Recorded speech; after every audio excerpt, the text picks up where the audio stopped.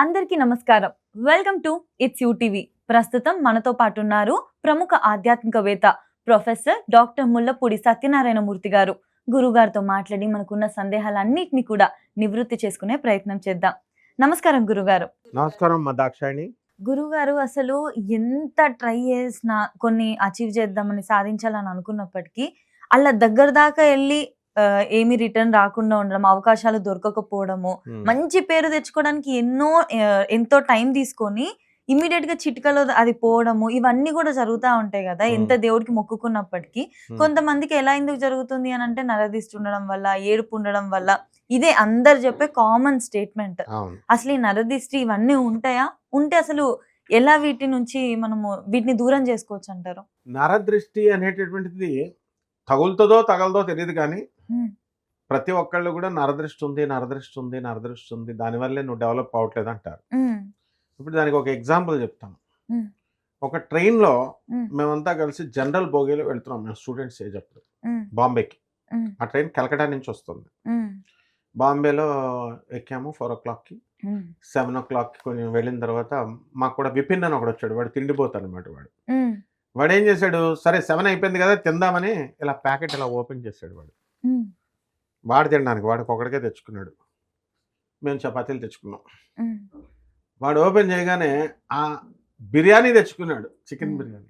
మంచి గొప్పమనే స్మెల్ మొత్తం ఆ భోగి అంతా వచ్చింది.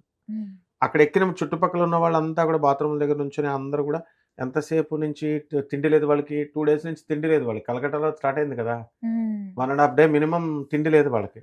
వాళ్ళందరూ ఒక్కసారి ఆ తిండి మీద ఇలా చూసారు, ఆ స్మెల్కి. అంటే 1.5 day నుంచి మాకు తిండే లేదు, ఏది దొరికితే అది తిందామని చూస్తుంటే వీడు హాయిగా వేడి వేడి బిర్యానీ తెచ్చుకున్నాడు అని చూస్తారా చూడరా? దట్ ఈస్ కాల్డ్ నరదృష్టి. అంటే అవతల వాళ్ళకి లేనిది మిగతా వాళ్ళకి ఇంకొకళ్ళకి ఉంటే కనుక ఆటోమేటిక్గా జెలస్నెస్ ఫీల్ అవుతారు. ఒక క్లాస్మేట్స్ విషయంలో బాగా గమనించు. నీ క్లాస్మేట్ ఇలాగా వాడు అమెరికా వెళ్ళిపోయాడు, వాడికి 4 lakhs శాలరీ వచ్చేస్తుంది, నీకు వీడు వచ్చేస్తుంది, ఎంత వచ్చేస్తుంది అంత వచ్చేస్తుంది అని క్లాస్మేట్స్ని కంపేర్ చేస్తారు పేరెంట్స్ జనరల్గా. అంటే ఎలా అంటే అలా అవ్వాలి అని. అలాగే బంధువుల్లో కూడా వాళ్ళకి అసలు డెవలప్మెంట్ లేదనుకోండి, అన్నదమ్ముల పిల్లలు కూడా వాళ్ళ పిల్లలు డెవలప్ అవ్వకుండా వాళ్ళ అన్న పిల్లలు డెవలప్ అయినా, లేదా తమ్ముడు పిల్లలు డెవలప్ అయినా, కొంతమందికి బ్రాడ్ మైండ్ ఉంటుంది, అందరూ అలా ఉండరు. కొంతమంది హ్యాపీగా ఫీల్ అవుతారు, కానీ ఎక్కువ మంది ఈ నారో మైండెడ్నెస్ వల్ల అసూయ పడతారు. అసూయ ద్వేషంగా మారుతుంది, అదే నరఘోష. అంటే అందువల్లనే చిన్నపిల్లలు అందంగా పుట్టారనుకో, వాళ్ళకి ఏం చేస్తారు, బొగ్గన చుక్క పెడతారు, నల్ల చుక్క పెడతారు, బయటికి వెళ్ళిన తర్వాత దిష్టి తీస్తారు. ఇవన్నీ ఎందుకు చేస్తారు? నరఘోష తగలకుండా ఉండాలని. ఇప్పుడు నరఘోష అసలు ఎవరికి తగులుతుంది? అందంగా ఉన్న వాళ్ళకి, నీలాగా అందంగా ఉన్న వాళ్ళకి తగులుతుంది నరఘోష. మామూలుగా మిగతా వాళ్ళకి తగలదు. అందువలన ఏమిటంటే ఎప్పుడైనా సరే అందంగా ఉన్నవాళ్ళు బొగ్గన చుక్కను పెట్టుకోవడము, దిష్టి తీసుకోవడం, వాళ్ళ తల్లిదండ్రులు ఇలాంటివన్నీ చేస్తూ ఉంటారు. కాబట్టి దీనికి పరిహారం మరి ఏమిటండి అంటే, నల్ల జీడులు ఉంటాయి చూడు, జీడి మామిడి పళ్ళు అని ఉంటాయి, దాని నల్ల జీడులు, తర్వాత ఎండుమిరపకాయలు, తర్వాత పచ్చిమిరపకాయలు, నెక్స్ట్ పటిక, ఇవన్నీ దిష్టి తీసేసి మనకి బయట మన గుమ్మం దగ్గర కడతారు.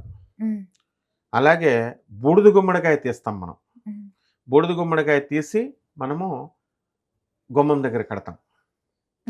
మరి ఇవన్నీ చిన్నప్పటి నుంచి కూడా అందరూ చేసేవే, మనం చూసేవే. పట్టిక కట్టడము, మిరపకాయలు, నిమ్మకాయలు గుచ్చడము, నిమ్మకాయలు దిష్టి తీయడము, కోసేసి అటు ఇటు వేయడము, గుమ్మడికాయ అటు ఇటు వేయడము, కొబ్బరికాయ కొట్టి అటు ఇటు గడప దగ్గర వేయడము, దానిపైన పసుపు కుంకుమ ఇలాంటివన్నీ వేయడము, ఇవన్నీ ఏంటంటే నరఘోష తగ్గుతుందన్నమాట. సో ఇంకా చాలామంది ఏం చేస్తారంటే పిచ్చి పంతుళ్ళు నరఘోష తీసేసి మంత్రగాళ్ళ వేషంలో దిష్టి తీసేయమంటారు, అంతవరకు బాగుంది. 4 వీధుల్లో అందరూ తొక్కే చోట ఇవ్వమంటారు, వేరే వాళ్ళకి అంటుకుంటుందని, ట్రాన్స్ఫర్ అవుతుందని. ఆ రోడ్డు మీద వాళ్ళు తిట్టుకోరా మరి మనల్ని వేస్తే, వాడికి జ్వరం వస్తే? సో ఇది జరుగుతుందా లేదా అన్నది నేను నా జీవితంలో జరిగిన ఒక సంఘటన చెప్తాను. మేమంతా కలిసి ఇస్కాన్ జుహూ, ముంబైలో జుహూ బీచ్ ఉంటుంది, అక్కడ అశోక్ కుమార్ వీళ్ళంతా సినీ సింగర్ బాలీవుడ్లో ఉండేవారు అప్పుడు, మేము స్టూడెంట్స్ అప్పుడు. జుహూ బీచ్లో మా గురువు గారు ఆనందమయ దాస్ ప్రభు గారు పంపించారు. ఇస్కాన్ చూసి అలా వెళ్తుంటే సముద్ర తీరంలో ఒకడు ఏం చేశాడంటే ఒక గురువు కింద ఉన్నాడు, పంతులు నార్త్ ఇండియన్ డ్రెస్లో ఉన్నాడు. లైన్ ఉన్నారు 10 మంది ఆడవాళ్ళు, 1 by 1 వస్తున్నారు. వీడు ఏం చేస్తున్నాడా అని దగ్గరికి వెళ్ళి చూశాను నేను. కొబ్బరికాయ దిష్టి తీస్తున్నాడు, తీసి గొయ్యి తవ్వి అందులో పాతిస్తున్నాడు. దూరం నుంచి వీడు ఏం పాతిస్తున్నాడు చూద్దామని దగ్గరికి వెళ్ళాను నేను. దగ్గరికి వెళ్ళి చూశాను, దిష్టి తీసి అలా కడుతున్నాడు కదా. జస్ట్ అక్కడి నుంచి మేము వెస్ట్ అంధేరిలో మన ఆశ్రమం ఉంది, వెస్ట్ అంధేరికి వెళ్ళేసరికి బొంబాయిలో జ్వరం వచ్చింది. అంటే దిష్టి తగులుతుంది కాబట్టి మనము జాగ్రత్తగా ఉండాలన్నమాట. దీనికి ఏమిట్రా నరదృష్టి ఇవన్నీ పోవాలంటే ఆంజనేయ స్వామి మంత్రాన్ని జపం చేసుకోవాలి. ఓం నమో భగవతే విచిత్ర వీర హనుమతే ప్రళయకాలాలన ప్రజ్వలనాయ ప్రతాప వజ్రదేహాయ అంజనీ గర్భ సంభూతాయ ప్రకట విక్రమ వీర దైత్య దానమద యక్ష రక్షోగ్రబంధనాయ భూతగ్రబంధనాయ ప్రేతగ్రబంధనాయ పిశాచగ్రబంధనాయ శాకిని డాకిని గ్రహబంధనాయ ఏహి ఏహి ఇట్లా క్రూర దృష్టి నరదృష్టి ఇవన్నీ నివారణ చేసేటటువంటి వాడు ఆంజనేయ స్వామి. సో ఆంజనేయ స్వామి వారి యొక్క మంత్రజపము, అలాగే ఆంజనేయ స్వామి వారికి ఈ యొక్క తమలపాకులతో ఇంట్లోనే గుళ్ళకి వెళ్ళాల్సినటువంటి అవసరం లేదు.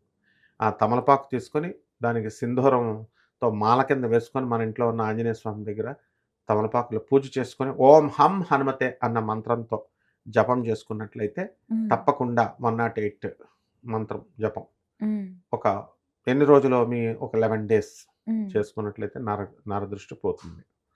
ఇక ఈ నరదృష్టి పోవడం కోసమే చాలా మంది ముస్లిమ్స్ గురువులు వాళ్ళు ఇస్తున్నారని చెప్పి మసీదుల దగ్గరికి వెళ్తారు. వాళ్ళేమో చిన్న చిన్న తాయెత్తులు ఇస్తారు చూడు, వాళ్ళు వాటర్లో థూ థూ థూ అనేస్తారు. ఇట్లా లాయ్ లాయ్ లలా మబ్ద రసల్లా అల్లాహ్ అక్బర్ అల్లా అని చెప్పి థూ థూ థూ అని వస్తారు ఎంగిలి. అదంతా కూడా వాళ్ళ పద్ధతుల్లో. మన హిందువుల విచిత్రం ఏంటంటే ముస్లిమ్స్ వెళ్ళి తెచ్చుకున్నారంటే ఒక అర్థం పర్థం ఉంది. సో తాయెత్తులు కట్టుకోవచ్చు, మనమే పూజ చేసుకుని తాయెత్తుల్ని మనము ఆంజనేయ స్వామి వారి దగ్గర పెట్టి ఆంజనేయ స్వామి దత్తాత్రేయుడు అలాగే అమ్మవారు అది చేసుకుంటూ ఓం ద్రాం దత్తాత్రేయాయ నమః అంటూ 108 సార్లు దత్తాత్రేయ స్వామి వారికి మనం పూజ చేసుకొని మనం దాన్ని సింధూరంతో లేకపోతే గంధంతో చేసుకొని దాన్ని ఆ యొక్క తాయెత్తులో మనం పెట్టుకొని ఆ బొట్టు పెట్టుకున్నా చాలు. అలాగే ఇక కొంచెం కెపాసిటీ ఉన్నటువంటి వాళ్ళు నరదృష్టి హోమం ఉంటుంది, ఆ హోమాన్ని కూడా చేయించుకుంటూ ఉంటారు. నవగ్రహ హోమం అని చెప్పి నరదృష్టికి కూడా. సో అది చేసుకుని దాని నుంచి వచ్చేటటువంటి బూడిదని దండం రోజు బొట్టు పెట్టుకుంటాం. ఏమంటే మాకు అంత స్తోమత లేదండి, హోమం చేయించుకునే స్తోమత లేదన్న వాళ్ళు ఇంట్లోనే చేసుకోవచ్చు. ఇంట్లోనే చిన్న దాంట్లో ఓం ద్రాం దత్తాత్రేయాయ నమః అంటూ వేసుకుంటూ మనము అగ్నిహోత్రం చిన్నది ఇది అగరబత్తీలు ఇవి వేసి ధూపము సాంబ్రాణి ఇది వేసి స్వామివారికి సమర్పించి ఆ బూడిదని దండం పెట్టుకుంటే సరిపోతుందమ్మా. కొబ్బరికాయ దిష్టి తీసేసి ఎవరు తొక్కని చోట నదుల్లో వేసేయడం కానీ, ఎవరు తొక్కని చోట నిమ్మకాయలు దిష్టి తీసి వేసేయచ్చు. కొంతమంది కోడిగుడ్లు దిష్టి వేస్తారు, అది అవసరం లేదు. సో ఈ విధంగా నిమ్మకాయ ఈ యొక్క కొబ్బరికాయ ఇవన్నీ కూడా తీసేసి వేసుకుని, అలాగే యంత్రం వేసుకునే కెపాసిటీ ఉన్నటువంటి వాళ్ళు ఇది భైరవ యంత్రం అంటారు దీన్ని. ఇది సాక్షాత్తు పరమేశ్వరుడు ఇచ్చినటువంటిది. ఇది తర్వాత శ్రీకృష్ణ పరమాత్మ రీఛార్జ్ చేశాడు. ఆ తర్వాత ఆనందముక్తి గారు ఇచ్చినటువంటిది, మా గురువు గారు ఆనంద్ మార్గలో ఉంటుంది. సో ఇలాగా యంత్రాలు ఉంటాయి, ఆ యంత్రాలు పెట్టుకునే వాళ్ళు యంత్రాలు, మాలలు వేసుకునే వాళ్ళు మాలలు, ఎవరిష్టం వాళ్ళది. అలా చేసుకుంటే పోతుంది. ఇప్పుడు బేసిక్ గా మీరు చెప్పిన పరిహారాలు అన్నీ కూడా నరదిష్టి ఉంటే ఈ నరదిష్టి అనేది రావడానికి ఒకటి ఫిజికల్ అపియరెన్స్ అవ్వచ్చు, లేదా ఇంకొకరు బాగా సక్సెస్ అవుతున్న డెవలప్మెంట్ అవుతున్నప్పుడు అనొచ్చు. ఖచ్చితంగా గురుగారు, ధన్యవాదాలు.